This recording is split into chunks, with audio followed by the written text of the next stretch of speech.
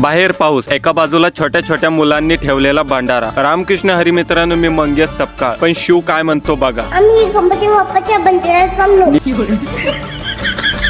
मी भंडाऱ्याला निघालो तर शिव आला नाही. परत शिवला आणायला आलो, शिव रुसलेला होता. शिवला घेतला आणि निघालो तर शिव गाऱ्यावरती पडला, म्हणजे सटकला. मग बघा,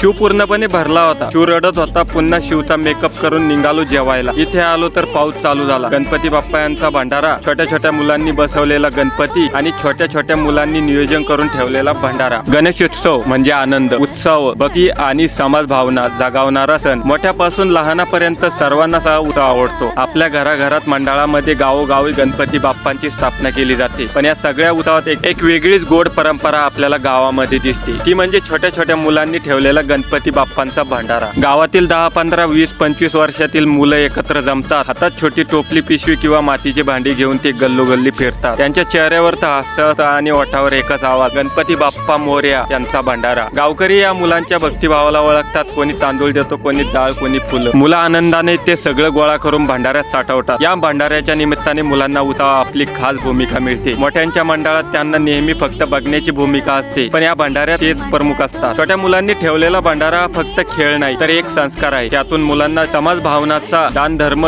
देशभक्ती आणि एकत्र काम करण्याची शिकवण मिळते. आजच्या मोबाईलच्या युगात ही परंपरा मुलांना गावाशी, देवाशी आणि लोकांशी जोडून ठेवते. गणपती बाप्पा हा विघ्नहर्ता आणि मंगलकर्ता आहे. त्याला मुलं खूप प्रिय आहे. म्हणूनच मुलांनी ठेवलेला छोटासा भंडारा बाप्पांसाठी मोठा अर्पण असतो. यात पैशापेक्षा भक्तीचा भाव महत्वाचा असतो. ही परंपरा आपल्याला वारंवार आठवण करून देते की खरी पूजा म्हणजे मनापासून केलेली सेवा आणि दान भावना. गणपती बाप्पा यांचं दर्शन केलं. मधात गेलो तर पटापट छोट्या छोट्या मुलांनी वाढून दिलं. शिव आणि मी बसलो जेवणासाठी. स्वयंपाक बी मस्त झालेला होता. जेवण झालं. पाऊस चालू होता म्हणून थोड्या वेळ बसलो. काही वेळाने पाऊस उघडला आणि घरी गेलो. घरी आलो तर अश्विनी बसलेली होती. शिव बघा कसा करतो.